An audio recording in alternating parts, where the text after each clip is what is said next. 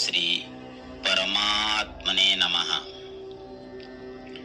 अग्रगण्य की अखंडित, अकपट, अकल्मष, अतीन्द्रिय, अद्वितीय, अनवद्य, अनपेक्ष, अनुविधि, अनन्य साधारण, अनन्य सुलभ, अनानुकरणीय और अनानुमेय,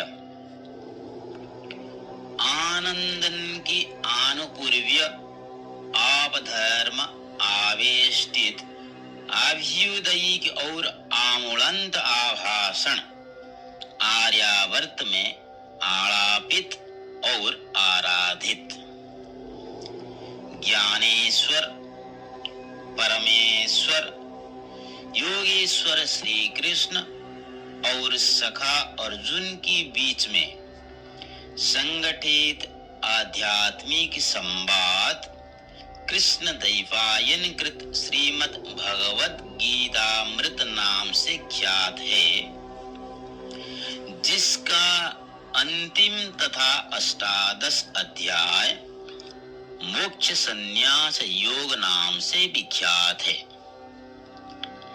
अध्याय के नाम से पता चलता है कि संपूर्ण त्याग अर्थात संन्यास, आत्मा के साथ परमात्मा की मिलन अर्थात जोग कराकर मुक्ति पथ अर्थात मोक्ष दिलवाता है।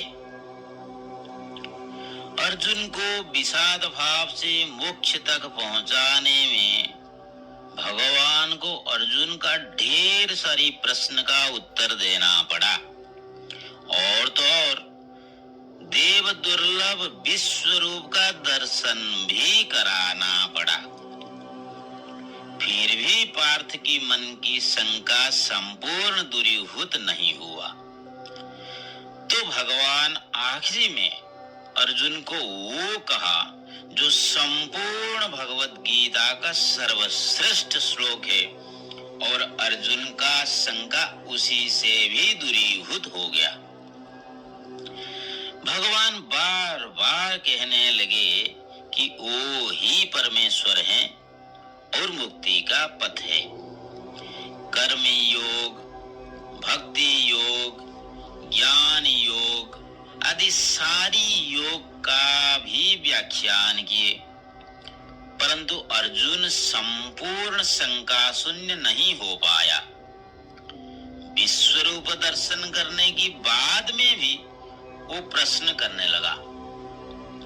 तो भगवान अष्टादश अध्याय के 66वें श्लोक में उपदेश और आदेश दोनों के माध्यम से अर्जुन को विश्व का सर्वश्रेष्ठ ज्ञान दिया। सर्वधर्मान् परित्यज्य माम एकम शरणं व्रज, अहम त्वा सर्व पापेभ्यः मोक्षयिष्यामि मा शुचः। यहाँ पहले आदेश है कि सारे धर्म छोड़कर प्रभु की शरण लेना चाहिए, और बाद में उपदेश है कि वो समस्त कर्म से मुक्त कर मोक्ष अवश्य दिलवाएंगे। सोमवार दूध चढ़ाना, बृहस्पतिवार मंदिर जाना, रात दिन उजागर रहना, उपवास करना, ओ देवी, ये देवता, ये खाना, वो नहीं खाना, इधर जाना, उधर बैठना, लाल पहनना, घंटी बजाना, गाना गाना इत्यादि इत्यादि इत्यादि सारे ढोंगी कर्म को ईश्वर निंदा किए हैं। कारण कोई भी मुक्ति नहीं दिला सकती और गुरु नहीं बन सकती ईश्वर की सिवा।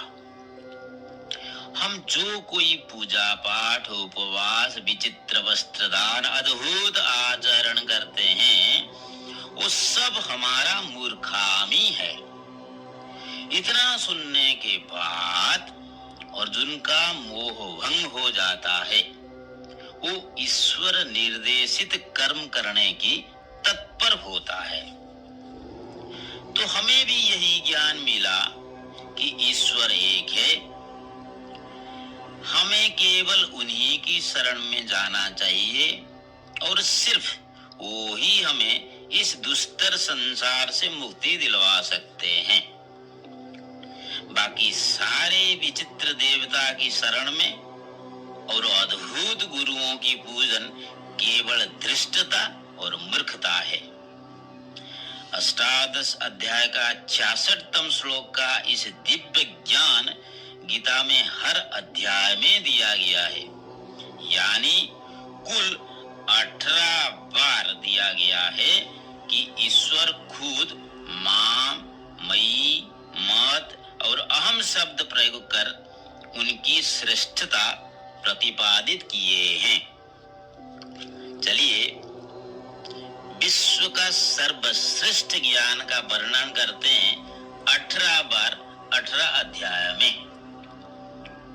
18 अध्याय में 66वां श्लोक, सर्वधर्मान् परित्यज्य माम एकम शरणं व्रज अहम त्वा सर्वपापेभ्य मोक्षयिष्यामि मा शुचः।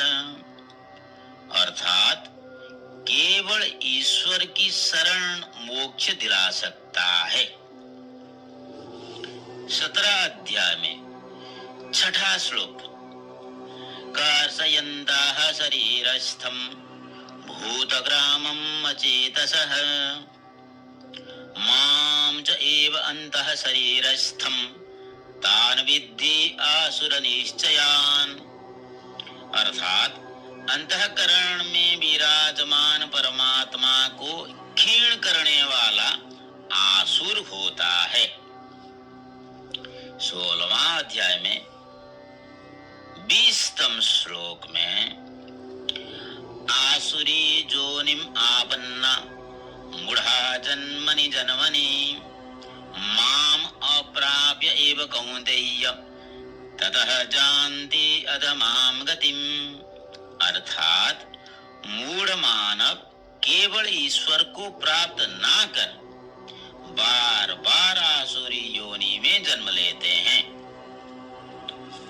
15वां अध्याय में 19वां श्लोक, जह माम एवं असम्मूढ़ः जानाति पुरुषोत्तमं सः सर्वविद् भजति माम सर्वभावेन भारत।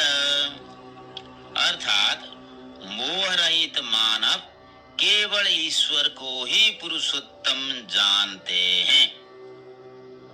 14वां अध्याय में 26वां श्लोक, मां च जः अव्यभिचारेण भक्ति योगेन सेवते सः गुणान् समतीत्य एतान् ब्रह्म भूयाय कल्पते।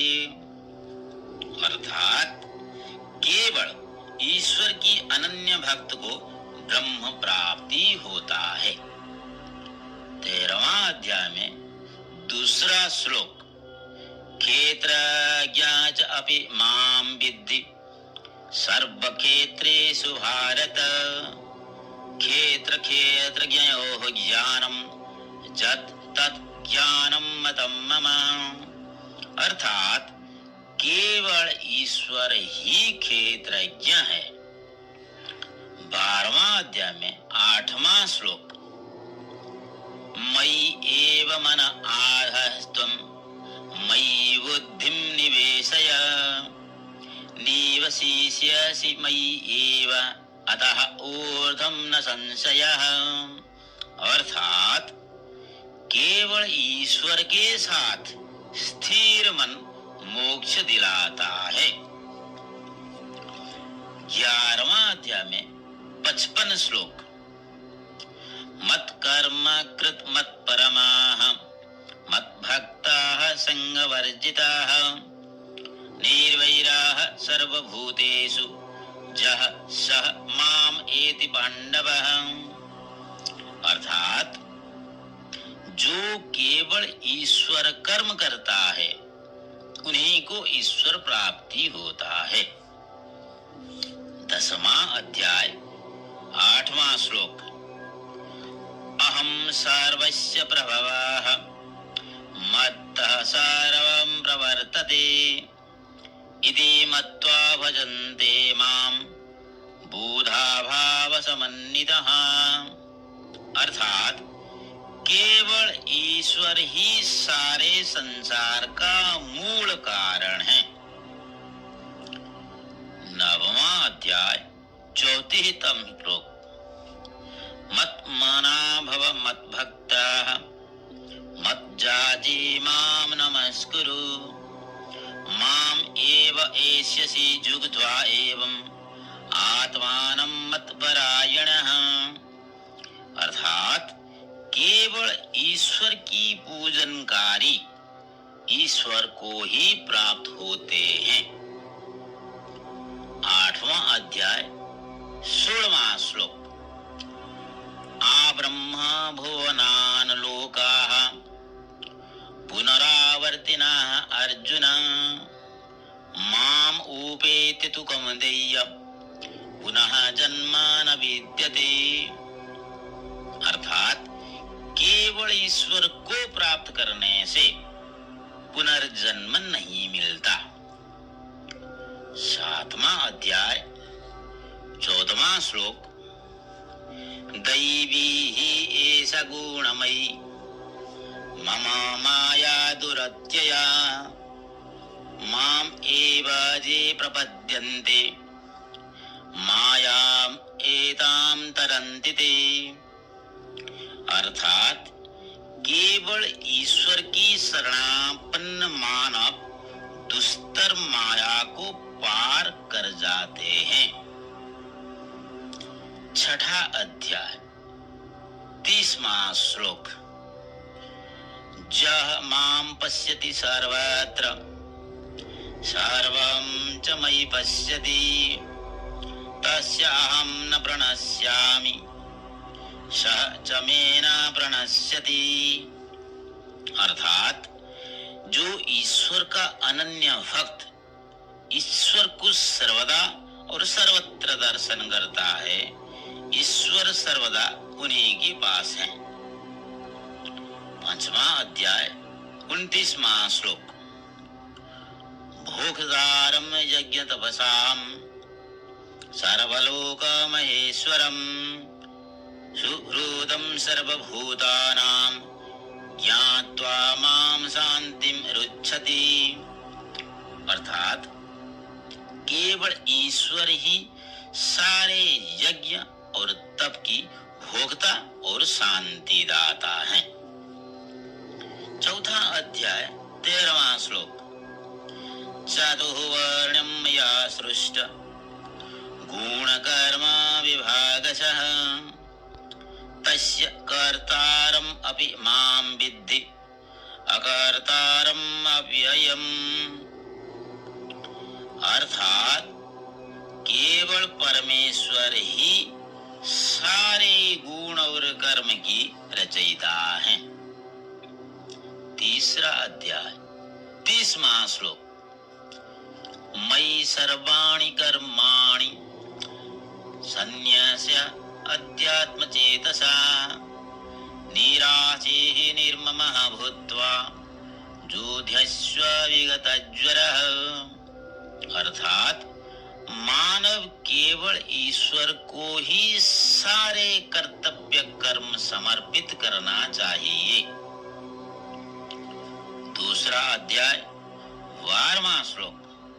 न तु एवहं जातो न आसं न त्वं नायिमि जनाधिपः न च एव न भविष्यामः सर्वे वयं मदः परम्। अर्थात सब थे और रहेंगे भी, ऐसा ज्ञान केवल ईश्वर को ही है। 1ला अध्याय 21वां श्लोक। ऋषिकेशं तदा वाक्यम् इदम् आह महीपते सेनयोः वयोः मध्ये रथम स्थापय में अच्युत। अर्थात इस श्लोक में अर्जुन ने भगवान श्री कृष्ण को अच्युत कहने से ये सिद्ध होता है कि वो कृष्ण को ईश्वर मानते थे। कारण अच्युत का अर्थ है अक्षय और अविनाशी।